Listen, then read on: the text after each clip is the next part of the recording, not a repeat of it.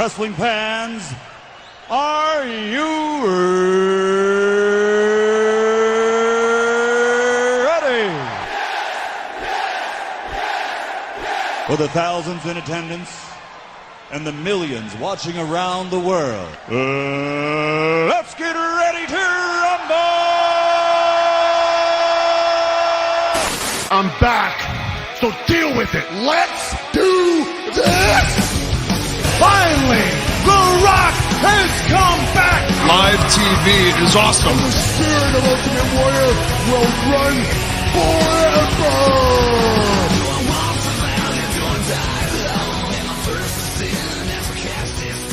What's happening, folks? Graham Houston Matthews here, and welcome to the first official episode of WrestleRant Radio for the summer of 2015, and what a summer it is already shaping up to be. You know, technically summer started this past Sunday on June 21st, but my summer really technically started many weeks ago when I got back from college. In early May, I've been home for the last 6 to 7 weeks. And it's been great. You know, I went to the NECW Iron 8 show, like I talked about a couple weeks ago here in the show. An amazing event, really enjoyed that. Went to Legends of Wrestling about 2 weeks ago as well. Very fun show. And that's not all. I almost went to the Ring of Honor show last Friday in Brooklyn. I mean, I could have gone. It was close, not Brooklyn. I think it was in New York City. But I couldn't go there because I'm already going to a lot of shows this summer. I would have been working the next day. I was going to bring John with me. I'm pretty sure he was working too. So did not really work out all too well. But I did watch the show, though. I won't be talking about it here on today's show. We already have a stacked show as it is, and I'll be getting to that in a second. But I did like the show. I did watch it. My full review of the show in written form is up at nextairwrestling.net, this very same website where we listen to the show on. Really enjoyed it, so make sure to go back and check that out, especially the main event between Jay Lethal and Jay Briscoe. I thought the main event was great. But anyway, we had that this past Friday. I may be going to Northeast Wrestling. I probably won't be going to anything in July. It's weird because of all the, for the last 6 or 7 years that I've been a wrestling fan for. And it's funny, I'm like the only person that would notice something like this, that of all the months that I've gone to wrestling events during, from like January, I've gone to a wrestling show during the month of February before. In the 7 years I've been a wrestling fan, I've never been to a wrestling show in the month of July. I have no idea why. It's weird. There's not many wrestling shows that come by here in the month of July, which is weird, actually. I almost did a couple years ago. I got tickets to a SmackDown. I believe it was a SmackDown right before the Money in the Bank pay-per-view. I couldn't go for whatever reason, and I haven't been to a wrestling show in the month of July or just at all before that, during that year, or after that, so it's kind of weird. But still, though, no wrestling shows for me in the month of July. But in August, I may be going to Northeast Wrestling, and earlier that month to go see Samoa Joe and a few others. I believe in Massachusetts, and there's another event in New York. I won't be able to make that, though.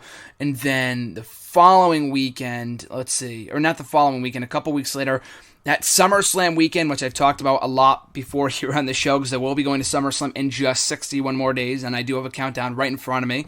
That whole weekend could be astronomically awesome. That Sunday, I already have the tickets. I'm already going. It's already in the books. SummerSlam, August 23rd. Very much looking forward to that, as you could tell, my countdown over the last couple of months. So SummerSlam on August 23rd, that Sunday. That Friday and Saturday could be pretty stacked as well. WWE is doing a live event here in the Connecticut area on Friday, and I may be able to get tickets to that live event. I believe it's in Bridgeport, so I may be able to go to that. And that Saturday, if rumors are to be true, WWE may be running an NXT show on that Saturday in the Manhattan Center, which I've been to twice before for TNA shows last August, almost a year ago, not to the day, but a year ago that month. And also when I went there earlier this year on the first Wednesday of 2015 for their live debut on Destination America, which was phenomenal. One of my probably my second favorite, the second best wrestling show I've ever been to, which is saying something because I've been to a lot of them over the years.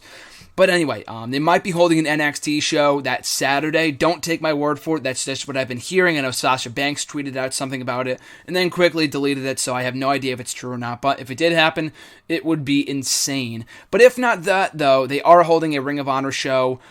Not at the Barclays Center. I know it's in Brooklyn, like some baseball field or something like that. They do it every once in a while. They do it every year, I believe. TNA used to hold shows there, wherever it is in Brooklyn, and at the MCU Park, I believe it's called. They may be holding a show that Saturday, so I may be able to go to that. But either way, this summer, in a nutshell, it's going to be great. I'm looking forward to it. And speaking of big things, today, June 23rd, is a big day in wrestling history. It was 19 years ago today when Stone Cold Steve Austin dropped his now famous Austin 316 promo at the King of the Ring pay-per-view. It was 13 years ago today when Brock Lesnar became the 2002 King of the Ring, going on to win the WWE Championship at SummerSlam against The Rock and becoming the youngest reigning WWE Champion in company history. 3 years ago today, I met Matt Hardy, one of my biggest inspirational icons of all time. A year ago today, Vicky Guerrero left the WWE, and today, the return of Tough Enough tonight. Of course, I'm recording this beforehand, so I do not have thoughts on the show's premiere, but I will have a full review of the show either this Friday in my video blog on YouTube, so make sure to subscribe to the YouTube channel, youtube.com/C/GrahamGSM Matthews. Do the random video blogs every Friday. Currently, I'm planning on doing a video blog this Friday, which will be centered around my thoughts on Tough Enough from 2011 and the show's premiere tonight, which I'm very much looking forward to. But here on today's show, WrestleRant Radio, it's even more stacked. I made the announcement a couple weeks ago here in the show that I will be having former WWE star, current TNA star, Brodus Clay, now known as Tyrus, here for an exclusive interview talking about his time with WWE, his time on NXT Redemption, whatever the hell it was called, the season where they just stopped caring, and has a lot of fun, entertaining stories to talk about there, his transition into doing movies, into doing No One Lives for WWE Studios, the Funkasaurus character, the heel turn, why it flopped, why the character worked, his partnership or his pairing with Hornswoggle for a little while, the Funkadactyls, his thoughts on Naomi nowadays, and a lot of cool stuff. I mean, we recorded it 2 days after I went to that Legends of Wrestling show, so Tuesday the 9th. And the first part of the interview is us talking about his participation, his involvement in that event, upcoming projects, stuff like that, his future goals, what he wants to accomplish in the world of wrestling and beyond. But in the first part of the interview, though, he talks about doing commentary, which I thought was pretty funny. And he's a great guy, had a lot of fun talking to him. And there are some audio quality issues. I believe that was on my end. He might have been going to like a gym or something. You'll hear some weird noises at the end of the interview that kind of make it hard to hear both him and I. But still, I think it's a great interview. It's about 45 minutes long, so we'll be taking up a majority of the show here today. But after the interview airs, I will be talking briefly about, before we go off the air, before the interview, before my episode ends here today, I'll be talking about my thoughts on Dolph Ziggler potentially leaving WWE, the releases of Gunner and Samuel Shaw, Austin Aries maybe leaving TNA, and this probably as soon as this upcoming Sunday. I'll be talking a little bit about Slammiversary, Monday Night Raw from last night, and a lot of other different things I'll just be touching upon in the final few minutes of the show. But nevertheless, I enjoyed my time talking to Brodus Clay, now known as Tyrus in TNA. You can follow him on Twitter at Brodus Clay. You can catch him every Wednesday night on Destination America on TNA Impact Wrestling as Tyrus. And has a lot of fun, entertaining, cool stories to share in today's podcast. Hopefully you guys enjoy as well. Hey Tyrus, it's Graham. Hey, what's up, boss? Doing good, man. How you doing? Maintaining. Sorry about the delay. I apologize for that. I had a lot of stuff come up, so my apologies. Oh, it's all good. So anyway, I saw you on, or I was hoping to see you on Sunday at the Legends of Wrestling show. Were you doing the show? Were you doing the autograph signing around like 3 o'clock or so? Yeah, I was there pretty much all damn day. I think I got there at 1. I did autograph signing. I did the meet and greet. I did the Q&A with Ric Flair and Bret Hart, which why they would put me in a Q&A with those two guys. The most silliest thing ever, and people ask me questions, and I'm like, why the hell would you ask me when you got these two guys sitting up there? But, yeah. But no, that's cool. Be, flattered, but I was like, come on, man, this is a fat kid in a bodybuilding contest. This isn't really going to work out. So. No, yeah, I saw you in the lineup because I saw the event has been advertised for a couple months now, and it said Ric Flair, Bret Hart, and I saw your name on there as well. I'm like, oh, sweet, I finally get to meet Brodus Clay, Tyrus. And then I got there at like 3:30, and you guys, I think you were already gone. Mr. Anderson was there and a few others. Like, shit, I wanted to meet him, but hopefully down the road or something like that. But how'd that gig? What was that? Yeah, right. So we'll definitely have to make that happen. I'm actually going to be back in New York in a couple weeks. I think I'm doing something with Fox News, so imagine that. So. Oh, wow. What are you doing for Fox News? That's cool. Still kind of in the wraps a little bit, but I might be making a guest on a panel. Really? So, wow, that's sweet. Yeah, apparently I think I'm pretty clever, so it's going to be fun, but I'll make an announcement on that in a couple of weeks, so. That's pretty cool. Well, speaking of clever, you were doing commentary on Sunday after your match with Matt Striker. This was great. You were doing commentary for the second half of the show. I thought that was great. How did that gig come up? The whole Legends of Wrestling thing, and I want to talk about your time on commentary too. I thought that was awesome. Well, you know what? I have always been the locker room commentator, and I've been commentating on wrestling matches forever. And my original broadcast partner was Harry Smith. And him and I used to sit at FCW together. He was Jesse and I was Gorilla. And we would sit there and I would call the matches and he would add his Jesse-isms. Although if you've been around or ever spoke to Harry Smith, his stuff is a little dry. So pretty much all he ever said was, you can tell him, Gorilla, he didn't really say much. But it's actually been a secret pleasure of mine, and a few times I know Dusty caught me doing it one time and made me do a show. Paul Heyman at one point was like, "You should be doing Raw," like because you're freaking good at it. I don't know why you don't get a chance to do it. I said, "Well, because I'm a monster and I want to wrestle." As soon as I start talking, cracking jokes and stuff, I'm not a monster anymore, aka Funkasaurus. So Matt Striker has been a close. Just a really close dear friend for a really long time, and we go back to Deep South together. So when I saw that they were having some issues with him having a color commentator next to him, I was like, "Who are you going out there with?" And he was like, "I think I'm just going to do it myself." I'm like, "Let me grab my hat." So I ran out there and I was doing my thing, and can't help it, man. How can you not be? You got Steiner and RVD in the ring. My ex-tag partner's on the outside. Goldberg, Bret Hart. I mean, how can you not want to call that, Mm-hmm. Well, that's the thing, too. That's what I wanted to ask you. Was that planned the whole time, or was, Ashley not doing well on commentary and they just threw you out there? No, they didn't throw me out there. I said, I'm going. Try and stop me. Oh, really? Wow. Was that a shoot? Did you just take her out of there, or was that planned? I just took it, I grabbed the ref, banged him out, and I was like, I've been a fan of hers, from back in the day, and you know what? I'm in New York. I'm gonna get my King Kong moment in, and I took it. I never tell anybody what I'm doing on those type of shows, man. I just do what I want to do, Yeah. And as long as it's entertaining, nobody ever has a problem with it.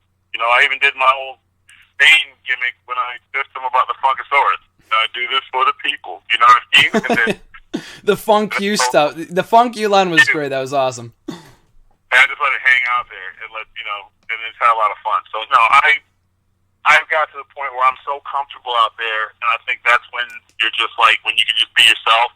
And if I got to turn it up and be a monster, it's no problem. But at the same time, I'm not going to forget about the other things that makes me different from the other big guys, because I had a big mouth before I had a big body. So that's just part of who I am. So when I get the chance to put it all together, I'm really in heaven. Those guys let me do that. So, Matt Striker is awesome because he's so good at playing. He's such a funny guy himself, but he's so good at playing the straight guy. You know what I mean? And he's at one point he probably even said, "Give me a break." We got yeah. And then he was like, "I'm just going to sit back and watch you." Yeah. No, that was great. Well, that's the thing too. I think it's great because people or fans specifically kind of just attach themselves to what's genuine. If it shows that if it's something organic, they'll immediately connect with it. Yeah, and they always, like I said, I pretty much do stand up all my stuff. If I'm being a heel, I have to tell how much I hate the kids, and I did everything for merch.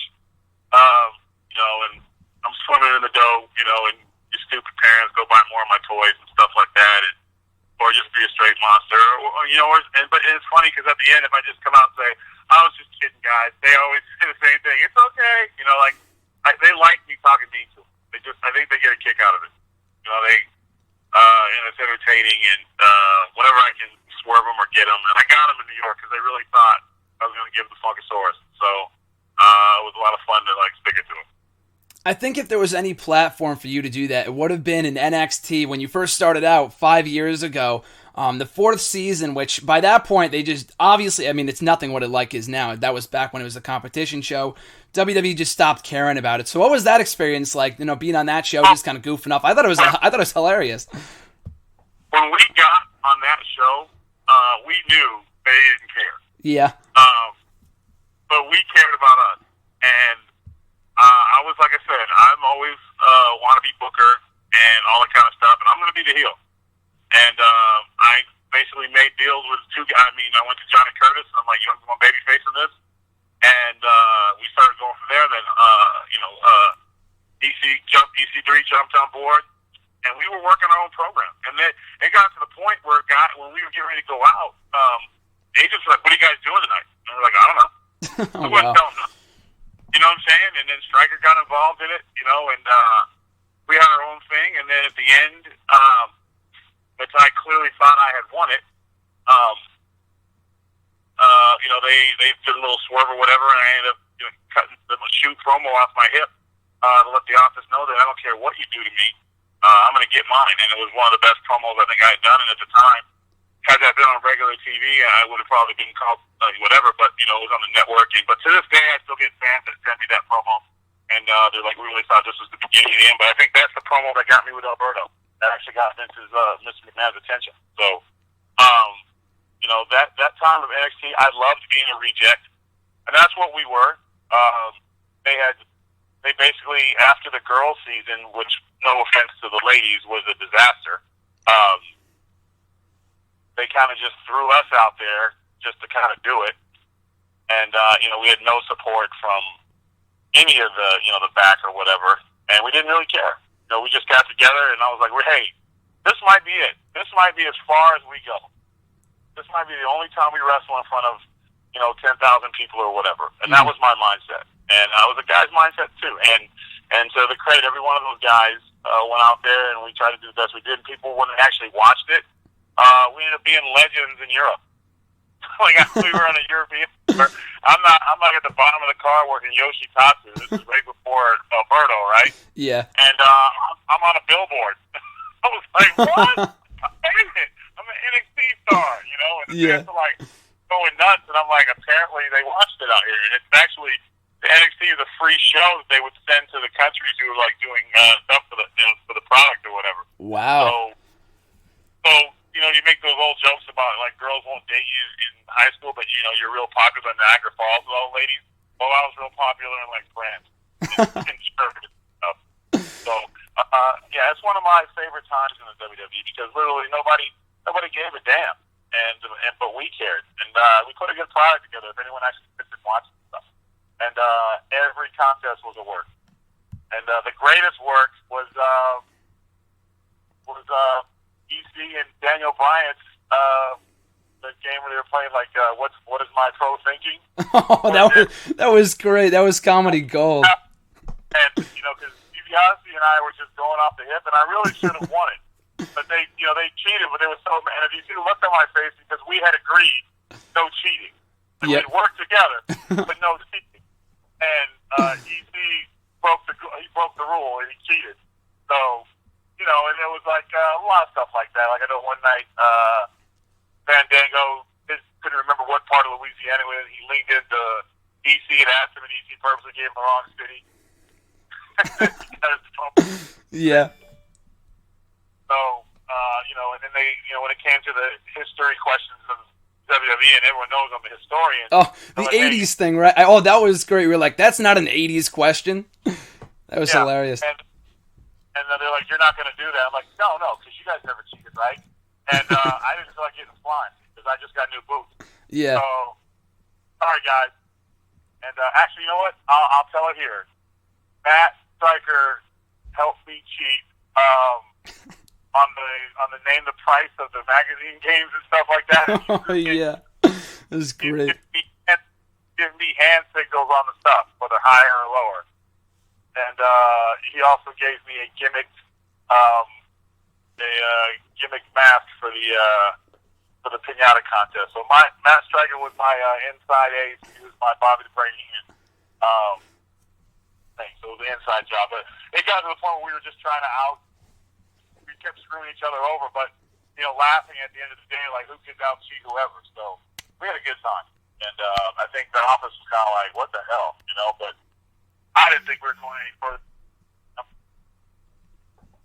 That was great. I think that time was better than anything else. I mean, the Funkasaurus stuff was great. The stuff you're doing now is hilarious too. But like you said, I feel like at that time, because they weren't doing at that point, they just didn't care about the show. I think that allowed you guys creatively to just do what you want. And I'll get back to the promo in a second, because that promo I thought was fantastic, and I'll just talk about that in a second. But nowadays in TNA, you and EC3, Derek Bateman in WWE, were you guys close friends in NXT? And then when you came over to TNA, did you request to work with him, or did the management just kind of see that you guys worked well together, or just naturally? I think it was a little combination of both. Him and I, we've been close. So we trained at Hard Knocks South together, and when he went through his stuff and when he was released, I was a big supporter for him, and I really felt that they, didn't really give him his just due. He's a very entertaining guy, and he has a great upside. He's overcame a couple of injuries and stuff. He's had some strikes against him in terms of the stuff because he just works so hard. He's actually pound for pound one of the strongest guys that have ever been around. When we train our asses off at Hard Knocks South, and so that's kind of the bond that keeps us all together, because no matter where we are, we all end up in the same gym at least 3 or 4 days a week. So, and then when I was coming on board, he was one of the guys I talked to. Originally, it looked like I was going to be with Jade Storm, because him and I actually had been working together on the Lizards League TV show. So it looked like that was going to be a natural thing, and then it just so happened, EC had said, "Hey, what about this?" And I'm like, "I love it." So, and we're playing, and the way we're building it is something that hasn't been done in a really long time. Like, we're really telling this story. We're not rushing it. It's not over in 3 weeks. And there's a lot of twists and turns and stuff like that. And just don't get to see that anymore. That's the one thing that I think TNA brings to the table that WWE doesn't. WWE has, of course, been to WWE, and they have great stories, and they have great, and the cinematography and the action and everything. But for everybody else, with the top guys, the storylines are kind of quick, and disappointing. They don't fit. They don't let them ride. The Goldust and Stardust feud. Mm-hmm. How does that not end with a retirement match at WrestleMania? I'm sorry, but people would have cared. They wanted to see that. I, as a fan, just was like, give us that. Mm-hmm. Don't just decide that because two old guys in the back who don't know, their ass from their elbow anymore decide it's not entertaining. Like, mm-hmm. It bothers me, because those stories are important, for everybody. And there's family always works, so at least if there's a dip in the story, there's a lull in the story, they're willing to let us see what happens, and WWE is like, it's not going, next. And I think sometimes you gotta let things grow.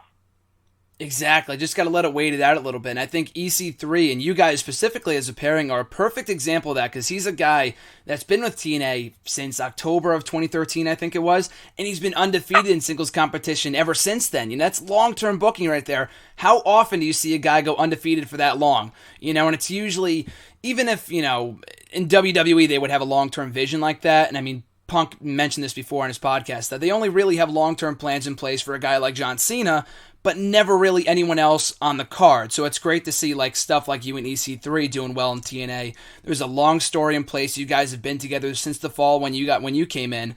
So just stuff like that. I'm a sucker for a great story. So it's great to see that that you guys are flourishing in TNA. That's what makes wrestling different than everything else, because of the story.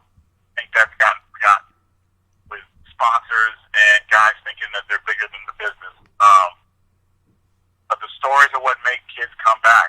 Like, when you ask me how many holes Dusty Rhodes put Ric Flair in, or the Horseman, I couldn't tell you. What I could tell you was when they broke his leg, and we didn't know if he was going to wrestle again. Or when the Legion, when they blind him, the Legion of Doom blind him, was he going to see again? They told great stories. People cared. And that was the thing. It was the story that made you watch. It's not the moves. You do 7,000 moves, people only remember the last one. Fortunately, nowadays, you get a guy with 6 pile drivers, 7 power bombs, and then put him through a table, and then he kicks out everything, and then you get him with a roll-up.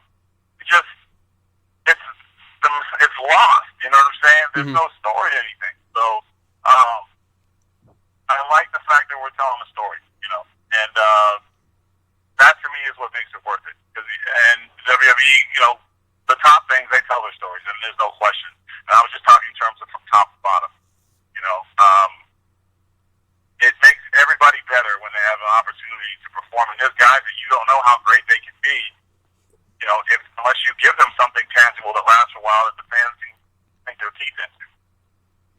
And going back to what you were saying before, and I wanted to talk about this, your promo that you cut on that season finale of NXT, and kind of going back to what I was saying before as well, and that, was there any real plan for anyone to win? Because I know with some of the other seasons, like, oh, they thought Wade Barrett was going to win from the start, whoever.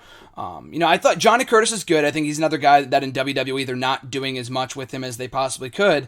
But, I thought that was your season to win, especially after that promo. You were the best talker in that entire season, that they could have done something with you and, probably Curtis afterwards as well.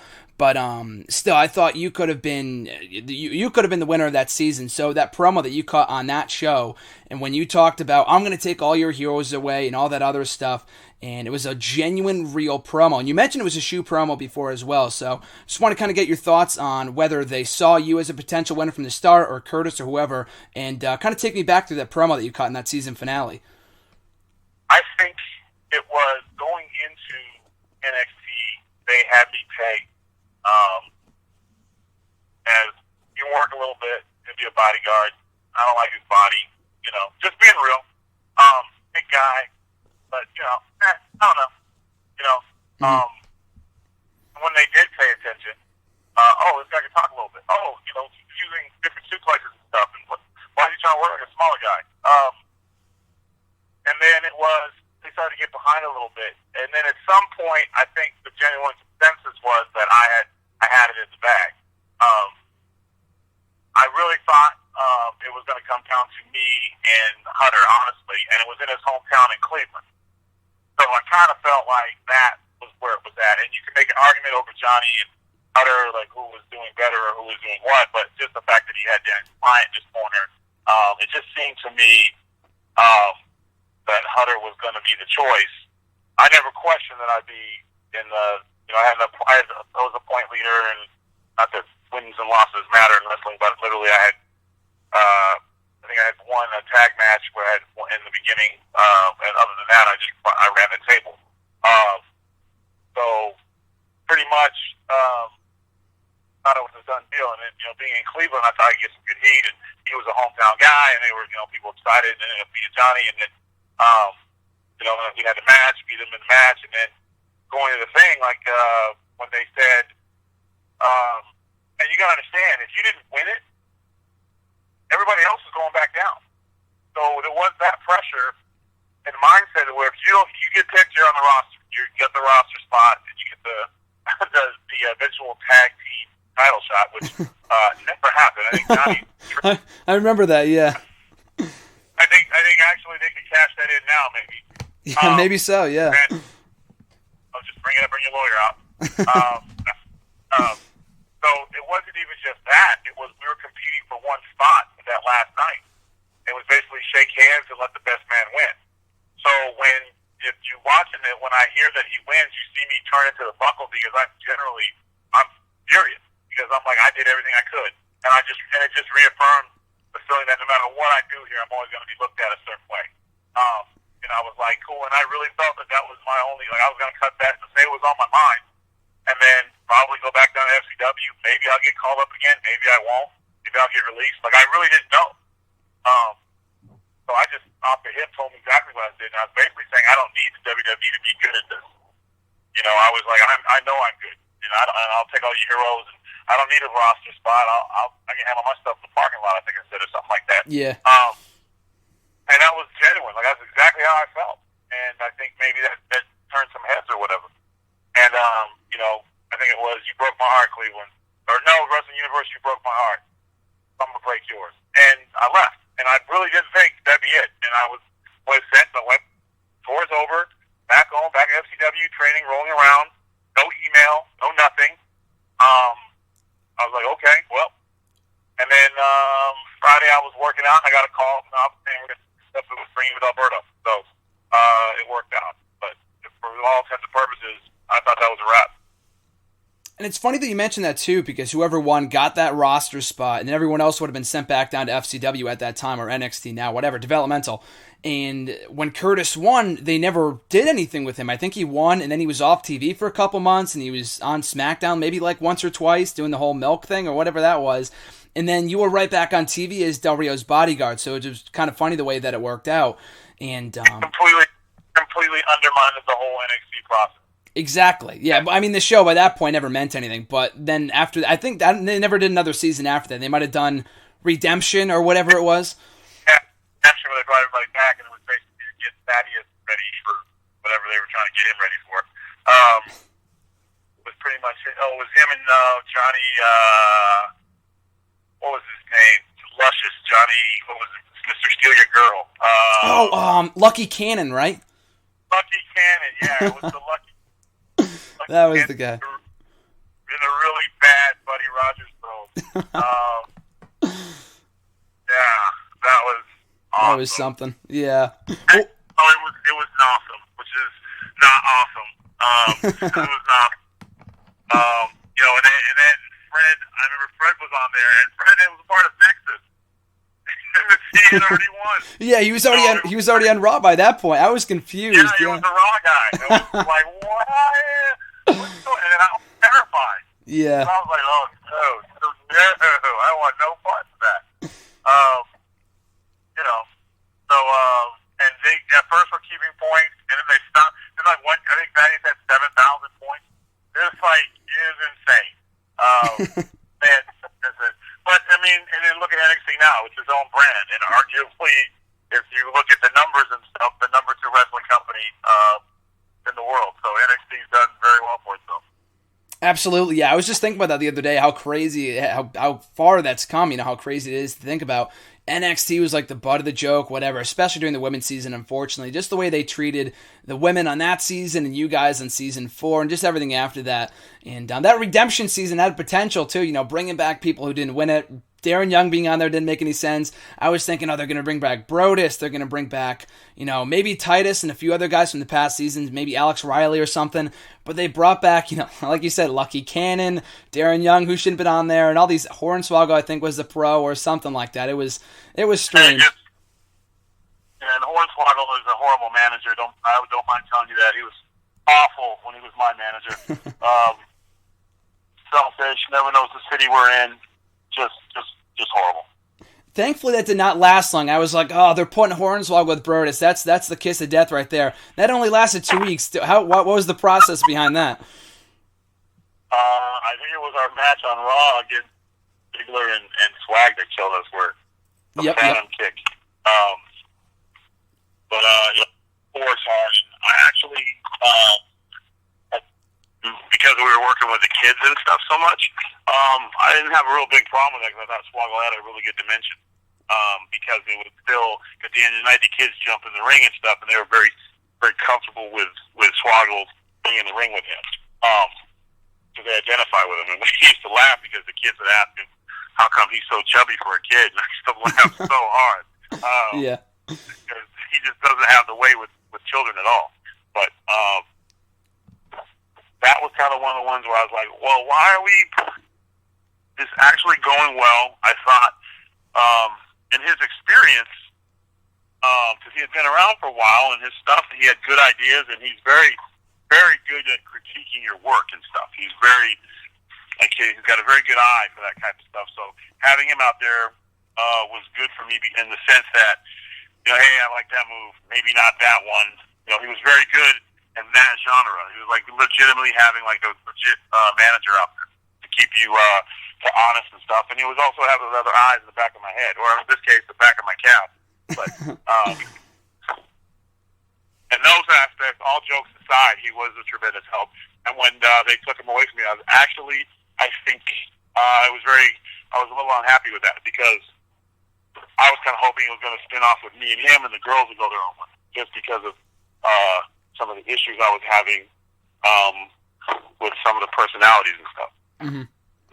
And honestly, Naomi never should have been with us. She should be champion. You know what I mean? She's such a great athlete, such a great person. I thought it'd be a good thing. I keep Dylan, and she goes off and has her match with Eve for the championship, and maybe shocks the world. But I definitely felt that. And now she's in a good spot. But I would have loved to see her as a babyface holding the title. I think they missed the boat on her potential. And especially now, too, she was going for the title a couple weeks ago, and she lost, and she's not even on TV anymore. So just some of the booking decisions Don't make any sense to me, especially back. She was popular too, coming off the whole when you were doing your Funkasaurus gimmick. But no, I completely agree. I think we should be doing more with it. Have a catchphrase whenever we see each other. We just look at each other, shake our head, and go, "Poor little Funkasaurus." And I actually on Twitter put poor little Naomi. So yeah, I mean, hopefully she'll get her due. She's still there. She's doing her thing, and she's a star. Absolutely. I think she'll probably get a title run before soon, hopefully. Yeah. But on that note as well... But no, what was that? Go ahead. Oh, nothing. I'm staying outside the gym. I think Cena just broke a record. I don't know. Okay, gotcha. Well, going back a little bit, I just want to talk about, you got paired with Del Rio, and then right after the Extreme Rules pay-per-view, you got busted open at that in the match with Christian or with Del Rio, whatever. And then afterwards, you took some time off, and you went to go film No One Lives for WWE Studios. How was that whole experience? It was crazy, man. It was really cool to be a part of a movie, and a lot of fun. I was itching to get back in the ring, and I felt that Del Rio and our time got cut a little too short, to be honest with you. But it was a great experience, and that's the type of thing that we'll carry on today because that movie comedy experience opened a lot of doors for me in terms of new movie projects and stuff coming up. So it was actually, I didn't realize how big that would be in terms of just getting to know the world of Hollywood a little bit. And that was my next question for you. Do you feel like that movie kind of opened some doors for you in more acting, like, this is something I want to do maybe when I'm done with wrestling or while I'm still wrestling and stuff like that? Yeah, I got 2 projects this summer I'll be doing, and I've auditioned for some things, and I've got, down to been a couple tough decisions or whatever. I had auditioned for the role of Suge Knight in the NWA movie, and got 3 callbacks, and had went back in for another reading and stuff, and basically came down to me and the guy who got it. So, that was a pretty good experience. I learned a lot. Disappointing. Probably won't see the movie because I'm bitter like that. But it was a good experience. Awesome. Looking forward to those projects as well, though. But after that, you came back. You're doing your singles run. You were on Superstars a couple times. They gave you your own thing. They didn't put you back with Del Rio, which I thought was surprising. But you had your old singles run going on. I was excited because you had your own music now. You were a monster heel, and it looked like they were kind of testing the waters with you for a heel run. Of course, you probably talked about this a million times, but they had the promos airing for you as this monster heel, and then they brought you back as the Funkasaurus. Do you think that was something they just wanted to try it with you, or do you feel like that was like them ribbing you or whatever, like, oh, this is never going to work, and then you made it your own and you got it over? I think you have 2 agendas, a lot of cooks in the kitchen, and the biggest cook changed his mind, and there's nothing you can do about it. Mm-hmm. And you either adapt or you fail. And I wasn't about to fail. So they would have told me I would have to be the new adorable Adrian Adonis. I went out there and did it. So that was your mind. I wanted to be in the ring, Yeah, and that was your mindset going into it, like, not like, oh, no, this is going to ruin my career, blah, blah, blah, blah, blah. You were like, I'm going to take this, I'm going to make it my own, I'm just going to own it, right? I mean, I had my moments, I was like, oh, man, what does this mean? And then all I asked was if I could go see the American Dream, if I could go sit under the tree and figure it out with him. Mm-hmm. And they let me do that, and we came up with the concept, and I went and lifted with my trainer, Rob. We came up with the name, Funkasaurus and stuff, and kind of went from there. So I was lucky I had a good support system. And even before that, too, this was something a lot of people were wondering and were curious about. I was curious about as well. Shortly before you came back as a Funkasaurus, I think it was right around the time that Morrison left or something, there were rumors that you were going to be the one to retire him or come on Raw and destroy him. And then you might have tweeted something that said that foreshadowed it, and they changed plans to miss. At that time, I didn't have a Twitter. Oh, yeah. So what was all that about? Were that just it's typical dirt sheet stuff, I guess? Idea. Yeah, it was ridiculous. I have no idea. Morrison's one of the good guys in the business, and I had never heard any discussion of me and him even having a match. So I was a surprise to me when he said, "Did you on Twitter?" I was like, "No, I don't have one yet." Exactly. Well, I guess. Yeah, I guess that was never the plan. Yeah, it must have been Miz just all along. People just making stuff up, I guess. Yeah, it was maybe some wishful thinking. But there was absolutely no truth to that at all. So you do the whole Funkasaurus thing, and the thing is about it that you got it over. People were excited about it. They'd hear the music. They gave you your old disco ball. They went all out with the gimmick, and then you were undefeated for a while. Did the whole thing at WrestleMania. I'll actually talk about that as well. I've read that story somewhere. I thought that was hilarious. The John Cena thing. So can you talk about that little experience from WrestleMania 28 and getting your whole segment with the somebody call my mama thing? Yeah, we just ran it up, but they ran out of time. And Tina basically looked at me and goes, "I gotta go to the bathroom. I'll be back in about, 8 minutes?" I'm like, "You got it." And we went out there and did the thing. But, yeah, it was cut for a minute. Well, that's crazy, yeah. Well, the fact that you were able to do that at all and get the gimmick on WrestleMania was awesome. So even after that point, like I said, you were catching some steam, you were getting over, and then you were undefeated for a while, and then just kind of cut it short. They had you beat by Big Show or something. I thought they were going to run with that feud maybe, do a match at SummerSlam, and they just had him beat you, and that was it. So was there any real long-term plan or anything? Probably not, but I want to get your thoughts on it. Yeah, I don't know. I thought me and Sandow had got things going again, and then we didn't get a SummerSlam match, and I think at that point they were like, this thing's cool, but I don't think this is what we want to invest everything into. So, you never know. You're always the last one to know. All I did was just show up every day trying to be ready to work. The only thing I know is I didn't do anything in terms of like myself to push to mess those things up, but because the endorsements outside were crazy, the Hot Pockets and the toys and the commercials and the movie and stuff like that. So I was in demand pretty highly. It's just I couldn't get things to where I needed them to be in terms of in the ring and stuff. But as far as like push or keep things going or get that big win over a big name, like if I would have went over a show, I think it would have been a game changer for me. Him beating me really didn't mean anything. Me beating him would have meant something.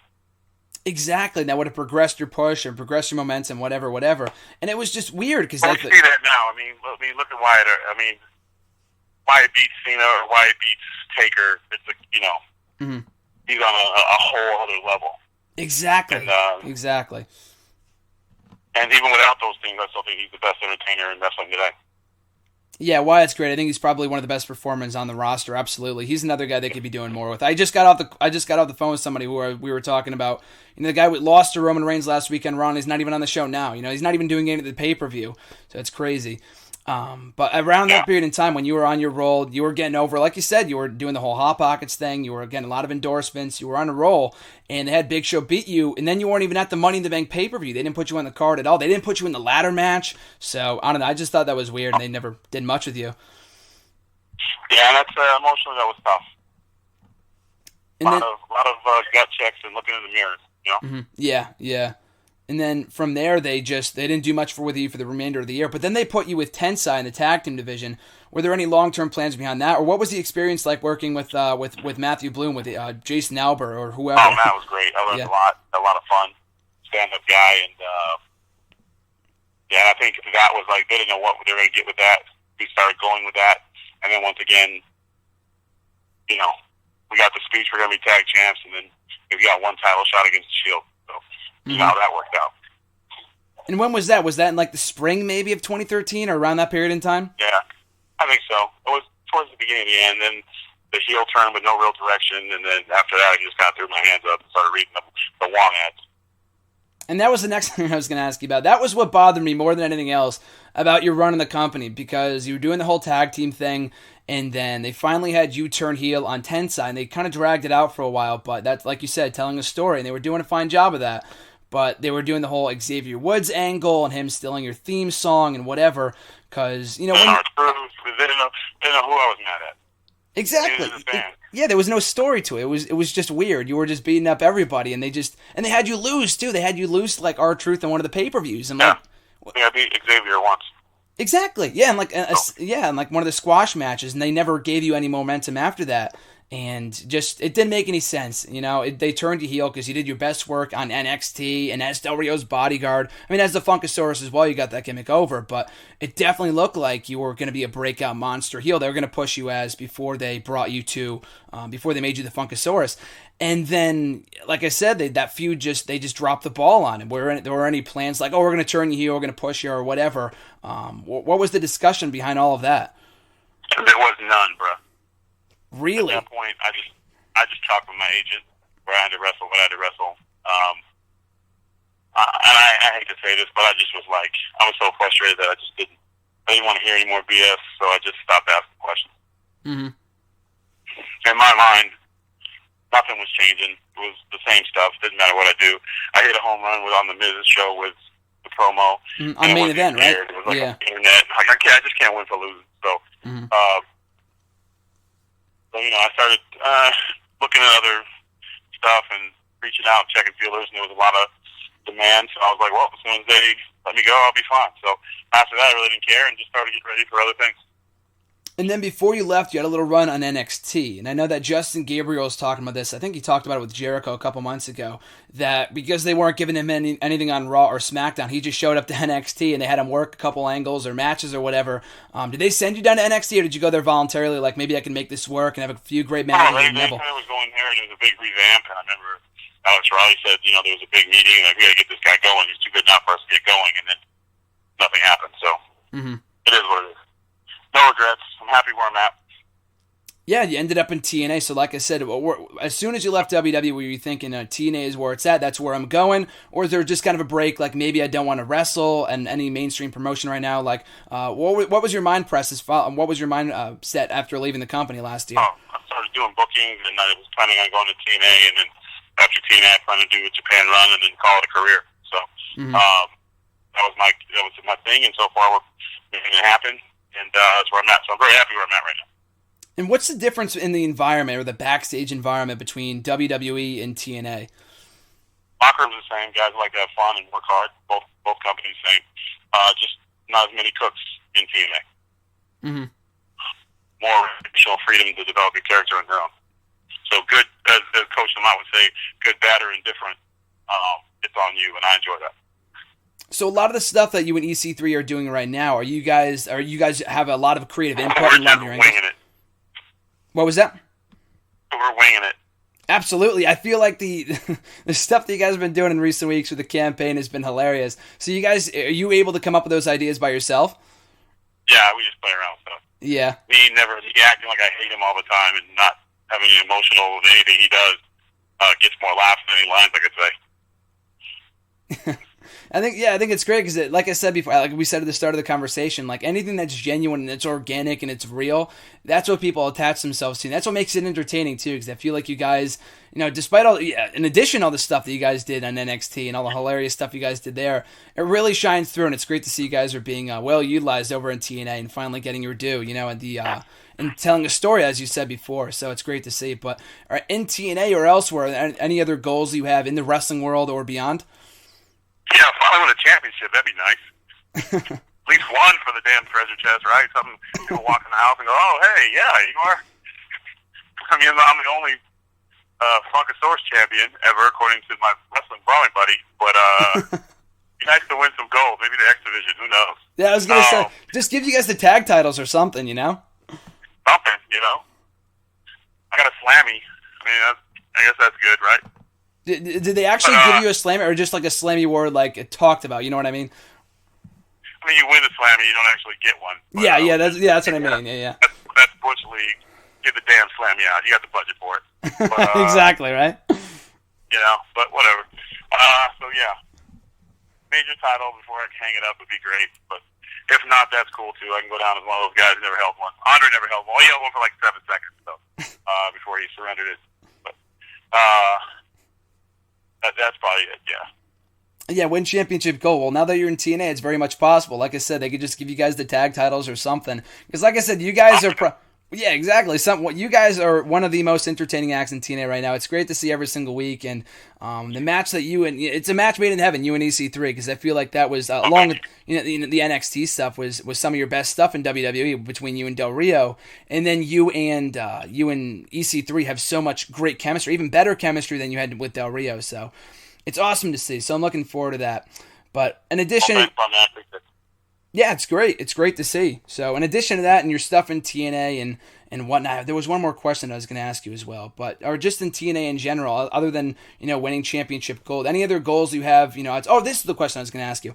From the Legends of Wrestling thing, you did a great job on commentary. Any aspirations to do any commentary someday once you eventually retire? Yeah, when I'm in the ring, I'd love to be on the cans. I like to get in there maybe on a regular basis with Matt Striker, wherever he's at, or Josh Matthews. I love it, and so much knowledge that can't be used anywhere else but in an announcer's chair, and I'm gonna do more stuff with it. Hopefully, I mean, like in TNA right now, I mean, obviously you're doing your thing with EC3, but Josh was looking for a partner, for a commentating partner after Taz left. So I don't know, maybe down the line, maybe you could take a spot and do some commentary with Taz, or do some commentary with Josh. You keep putting it over on Twitter, man. Let's make it happen. Let's make it happen. Hashtag Tyrus for commentary. Let's make it happen. Yeah, you got it. But still, man, it's been great talking to you, and I hopefully we can thank you for your time. and hopefully we can cross paths down the line. That's the police dog. Thank you for your time, sir. Yes, officer. I'm like, please don't print this on your paper. What was that? Nothing. Thanks for your time. Oh, yeah, no problem. And like I said before, and the truth finally comes out here in the show. You and Matt Stryker were in cahoots with one another on NXT. That's what the million-dollar question people were wondering. So you can finally get that on the dirt sheet headlines that you and Matt Stryker almost cheated to win NXT back in 2010. Yeah, he was. We were cheating the whole time. I never told anybody that. So, yeah, that should be the cover. Stryker and Tyrus reunited, and he confessed that they always cheat when they're together. That was great. Enjoyed your time on commentary on Sunday, and like I said before, hopefully we can cross paths down the line. All right, thank you very much, man, and absolutely we'll make that happen. Sounds good, man. Thanks again. I'll talk to you down the road. Okay, all right, bye-bye. Once again, a huge thanks to Brodus Clay, now known as Tyrus in TNA, for his time. Had a lot of fun talking to him. You can follow him on Twitter at Brodus Clay, and as I mentioned before, catch him every Wednesday night on TNA Impact Wrestling, only on Destination America. So in the final few minutes that we have left here, I want to talk about this rumor that's been running rampant over the wrestling world over the last couple of days.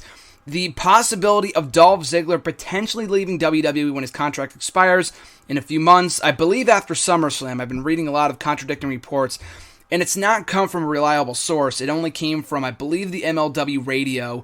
I'm a former creative writer. I believe related it to John Morrison's situation, if you can recall.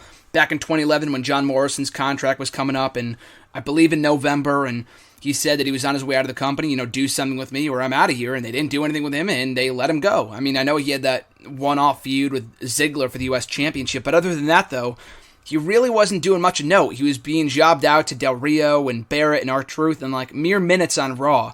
I just remember being so surprised that, that match with R-Truth when he came back from injury that summer on that awesome episode of Raw, my favorite episode of Raw from 2011, the night where CM Punk came back and Jim Ross returned and John Morrison obviously returned that night as well, but you would never know it because that feud went nowhere. They had so much heat on that feud between Morrison and Truth. There was so much riding on it, so much history, and then they gave the match away days before SummerSlam, and I know they had a 6-man tag team match at the pay-per-view, but Truth versus Morrison should have happened one-on-one at SummerSlam, and they dropped the ball on it for whatever reason. In the months that followed, he did nothing and he left the company.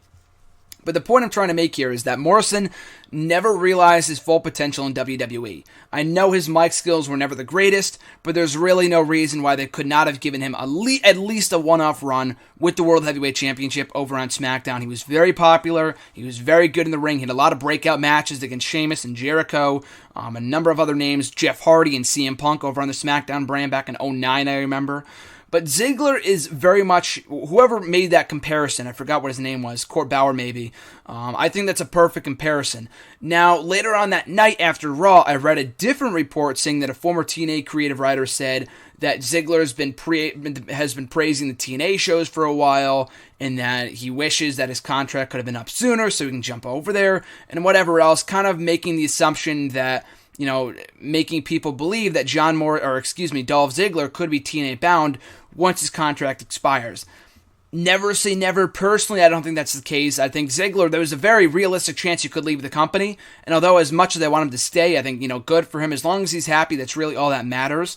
But I believe, if they're not going to do anything with him, like right now, what the hell is he doing? I know he's with Lana, and he's not jobbing out on Superstars or anything like that like he was a while ago, about a year or two ago, when he got heat on himself for remarks that he made about Randy Orton or John Cena over SummerSlam weekend back in 2013, I think it was. So at least he's doing something of note. He's still picking up wins, but this is the same guy that, a former TNA, a former 2-time World Heavyweight Champion in the WWE, the same guy who single-handedly, I know with a little help of Sting and whatever else, but he was the sole survivor in the main event of Survivor Series late last year. And I know that the Authority being brought back kind of hindered his momentum and whatever, kind of tarnished that win for him. But even when he was at his peak, winning back the Intercontinental Championship in his hometown of Cleveland at TLC in a fantastic ladder match against Luke Harper at the start of the pay-per-view, they have done next to nothing with this guy. And I'm not saying the answer is to give him another US or IC title reign. If they don't push him as the main event caliber wrestler that he is, then he might as well leave. There is nothing left for him to do. He's a multi-time tag team world heavyweight champion, IC champion, WWE Intercontinental champion, whatever. I believe if they're not going to give him the world championship run that he deserves, and he has all the tools to be a top guy in that company, but they're not pushing him for whatever reason, and there is no excuse as to why he can't realistically main event a pay-per-view with Seth Rollins for that WWE World Heavyweight Championship. I mean, I know I love Dean Ambrose, love Randy Orton, love Roman Reigns, but there is no reason why he could not have been added into that mix over the last couple of months. I enjoyed his matches with Sheamus. I enjoyed his matches with Sheamus over, since WrestleMania. But since then, though, he really has not been doing anything. I know the feud with Rusev kind of got derailed because of Rusev's injury, whatever, but they could be doing so much more with him. But the point I'm trying to make is that, going back to what I was saying before, honestly, I don't think he's TNA bound. I don't know why he would want to be. I know in all the reports that I was reading about that after Raw concluded last night, a lot of people were making jokes that, why would he want to jump onto a sinking ship in a company that may not even have a TV deal right now and that's not getting all the best of press right now in the wrestling world. And I absolutely agree. That does not make much sense. I know he's not a money guy. He loves wrestling, but even if he doesn't pursue wrestling after he's done with WWE, there's a lot of other things he could possibly do. I know he's done acting before. He's a stand-up comedian. How successful that would be, I have no idea. But it's worth a shot, though. People laughed at The Rock when he left wrestling and jumped into Hollywood. People thought he would fail. And look at him now. I saw San Andreas last week with him as the main star, and he was fantastic. But back to Dolph Ziggler, though, I feel like, even if he does leave WWE and as much it would suck, as much as it would suck, because I think the guy is great. He's an awesome wrestler, an awesome character. He's really over with the people. But if they're not going to do anything with him, I can absolutely understand where he's coming from in him leaving the company. In terms of other wrestling promotions he can go to, I could definitely see him in Lucha Underground. I think him and Morrison could rip it up over there.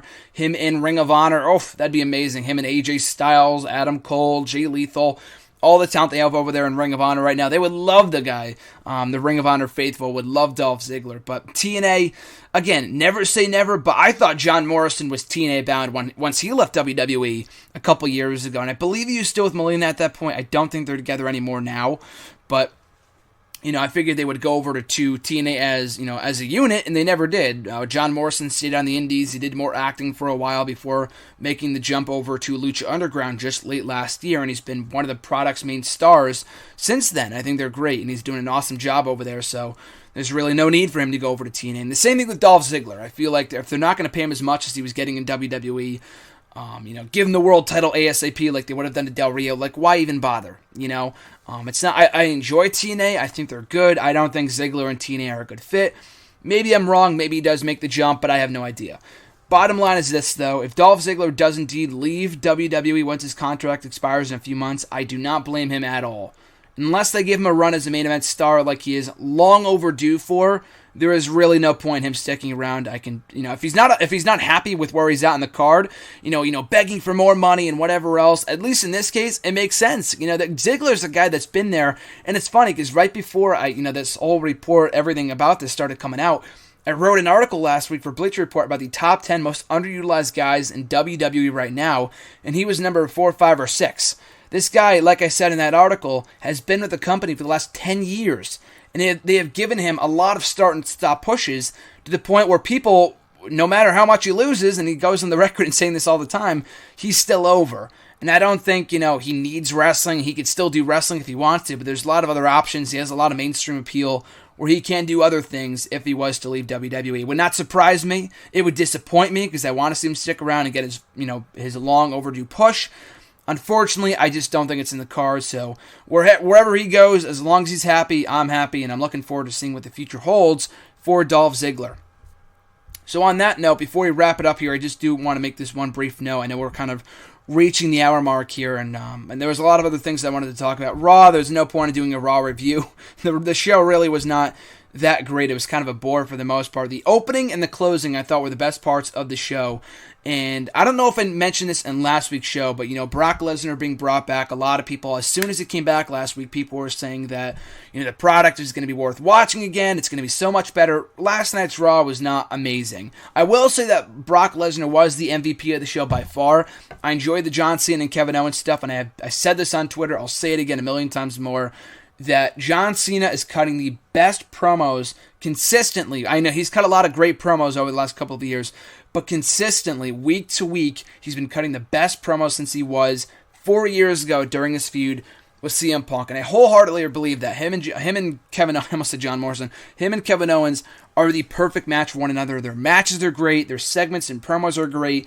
Everything about this feud I have been loving since day one, and I'm looking forward to the rematch at Battleground in just a couple more weeks. I'm very much looking forward to seeing how they top themselves from their previous 2 instant classics. But going back to what I was saying about Brock Lesnar, people will say that, Lesnar being back, the product is great again. Where have you been since WrestleMania? I mean, I know a lot of people don't want to admit it, or they don't see it, they don't realize it. That's fine. We all have our different opinions on the current state of the product, and I've said this a million times before. It's not the Attitude Era. It will never be the Attitude Era. We need to move forward and start creating our own product that we can call great. The Reality Era, whatever the hell you want to call it. I think it's been doing a lot better since WrestleMania. Like, consistently on the whole, I know we've had some of our off weeks, but the pay-per-views have been great. WrestleMania was above and beyond amazing. Money in the Bank, Elimination Chamber, Payback, Extreme Rules have all been good to great in my opinion. We have a lot of cool storylines. A lot of people are not high on Seth Rollins being champion right now and the way he's been booked.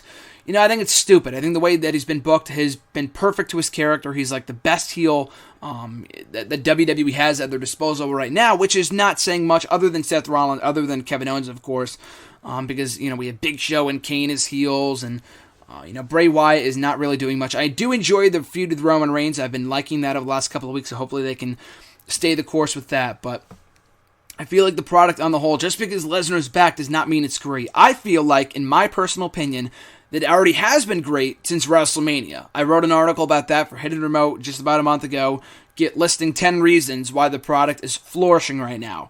And I'm really liking what they're doing with a lot of their feuds and storylines. There's a lot of nitpicking to be made with the Divas division, and, some injuries happening, which always suck. But, on the whole, though, I do feel like, WWE has been a lot better, in my opinion, week to week since WrestleMania. So I'm looking forward to that rematch, or that match, period, for the WWE World Heavyweight Championship between Rollins and Lesnar at Battleground for the, like I said, for the championship, and that should be well worth watching as well. And then going back to what I was saying before, I just want to make a brief note about this. The TNA news, Gunner and Samuel Shaw have left TNA. I honestly do not really care. I was never really a fan of either guy. I was cringing constantly during their feud earlier this year, late last year, because it never really made any sense to me. It was dumb, the whole stalker thing. He played the character well. I just never saw any money in it personally. I just never really cared for it. Excuse me. Gunner, I always thought was always generic as all hell. He's a good athlete. He's come a long way in the last couple of years. And, there have been reports that he may be WWE bound. They may be interested in him.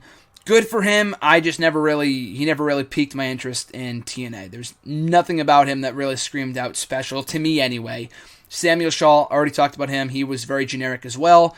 Never really cared for him, and it wasn't their decision either. It was TNA saying, hey, we've got nothing for you. We're just going to let you go, which is comical. It should be the creative team coming up with stuff for them to do, but I digress. They already have a short enough roster as it is. They should be utilizing all the talent that they have, and for them to get rid of 2 quality players, although I'm not huge fans of theirs, they are very good wrestlers and characters for the most part. And for TNA to get rid of them because they have nothing for them to do is comical. But it is what it is. Austin Aries may be leaving the company after Slammiversary this upcoming Sunday. I have no idea what they have planned for him. Again, I don't blame him. He's been world champion. He's been X Division champion multiple times. He's been world tag team champion. What else is there for the guy to do? I love Austin Aries. I wish he would stick around. I think he's great. I do want to see him in NXT, though. I know WWE passed on him once before for the Tough Enough tryouts years ago, back in 2011. But so much has changed in the last 4 years. I know it's such a short period of time, but WWE's perception of what makes a star in 2015 has come a long way, especially in terms of Triple H seeing what makes a star, who could be a star, in terms of Kevin Owens, Seth Rollins, Finn Balor, Hideo Itami, all these other guys. that would have never gotten a shot that would have never gotten a shot at superstardom years ago are finally being given chances to shine. I feel like Austin Aries could be added to that mix if he were to come over, to WWE at some point, to NXT at the very least. And I would love to see him in WWE, but we'll see what happens with his contract status in the weeks to come. And as I mentioned before we go off the air here, Slammiversary this upcoming Sunday, Slammiversary 2015. I don't care. TNA has given me no reason to care. I'm looking at the card right now. We have a King of the Mountain match with no contestants announced at all. That's embarrassing. We have the tag team title match, the best of 5 series, match number 5, which should be great. Wolves versus Dirty Heels. I'm looking forward to that. A knockouts handicap tag team title match, or between, it's a tag team handicap match, but it's also for the knockouts title. The Dollhouse versus Awesome Kong and Brooke. Whatever. James Storm and Magnus, that feud. It could be a great match, but the feud has been shit. Especially with the whole Mickie James dying thing, getting concussed. That was terrible. And then Robbie E versus Jesse. Again, I don't really care either. So this pay-per-view is complete throwaway. They're doing their big title match, which should have headlined this pay-per-view, which would have made this pay-per-view 10 times worth more watching. A lot more worth watching had they had that match headline this pay-per-view between Kurt Angle and Ethan Carter III. Instead, they're giving it out on an episode of Impact in the next couple of weeks. For whatever reason, I have no idea why. Don't ask me why. Probably because they want to pop a rating, but it's such a huge risk for such a short-term gain. And why even going on pay-per-view? Serious question. Why even have a pay-per-view if you're not going to treat it with the importance that it deserves? And instead, you're just going to neglect it, throw a bunch of matches on there that no one gives a shit about. Why would you expect me to pay $40 to $50 for a shit-ass card, a fucking terrible card like this one? Not to hate on TNA, it's an honest-to-God question. Why would anyone buy this pay-per-view? There has been next to no hype for this show. It's the same exact thing for Bound for Glory last year, their biggest WrestleMania show of the year over in Japan. They didn't get 2 shits about Bound for Glory, and it was embarrassing to watch. I talked about it then, I'll talk about it now with Slammiversary. Why bother having a pay-per-view? Just stop embarrassing yourself, take it off. Either hold the TNA title match, get some money from the pay-per-view. If you make no money off the pay-per-views, don't fucking hold the pay-per-views. It makes no sense. I just don't get it. TNA's thinking when it comes to this kind of shit, but I don't think I'll be watching live. I may be working anyway. Maybe I'll check it the next day. And I know that sounds hypocritical, like why would you have a pay-per-view? I review this shit. Like if I didn't have to watch it, I probably wouldn't. But, like I said, I'll probably, if only, watch it for the tag team title match. Or, yeah, everything else to me, just King of the Mountain match sounds like a huge clusterfuck, especially with given that we know nobody else is in it. We know of no one else that is part of this matchup as of right now. And none of the other matches particularly, pique my interest. So we'll wait and see, if it exceeds the expectations, great for TNA. But for right now, I see absolutely zero reason why they should be holding a pay-per-view when they don't even give 2 craps about it and bother building up a pay-per-view that is worth, being called Slammiversary, one of their biggest pay-per-views of the year, where they celebrate the history of their company, blah, blah, blah, blah, blah. If you're not going to treat it with the importance it deserves, then why bother holding it? But anyway, no better way of kicking off the summer season than with my exclusive interview with Brodus Clay, now known as Tyrus in TNA. So once again, thanks to him for coming on the show. Had a great time talking to him. And then we have Tough Enough tonight. So like I said, no thoughts on it here in today's show because I'm recording this before the fact, before the show airs. So I will be talking about it in this week's video blog, random video blog on the YouTube channel, youtube.com/C/Graham G.S. Matthews. And other notorious thoughts and other, random thoughts on the show next week right here on WrestleRant Radio. Speaking of which, WrestleRant Radio, new episodes are uploaded every single Tuesday right here on nextairwrestling.net. So make sure to check back every single Tuesday for a new show. Also, make sure to follow me on Twitter at WrestleRant. Find me on Facebook at facebook.com/Graham.gsm.Matthews. Give the page the old thumbs up. Check out my work all the time being uploaded on Bleacher Report, What Culture, Hidden Remote, and all these other websites that I write for throughout the week. And I appreciate you guys' support. You guys are great. And I believe that's going to do it. So have a spectacular summer season. They're just heating up and kicking off right here on WrestleRant Radio. Continue to follow along with us for what should be a phenomenal summer 2K15. Once again, guys, thank you for your support. Have a great week, and we'll catch you right back here next Tuesday for a new episode of WrestleRant Radio. Till then, guys.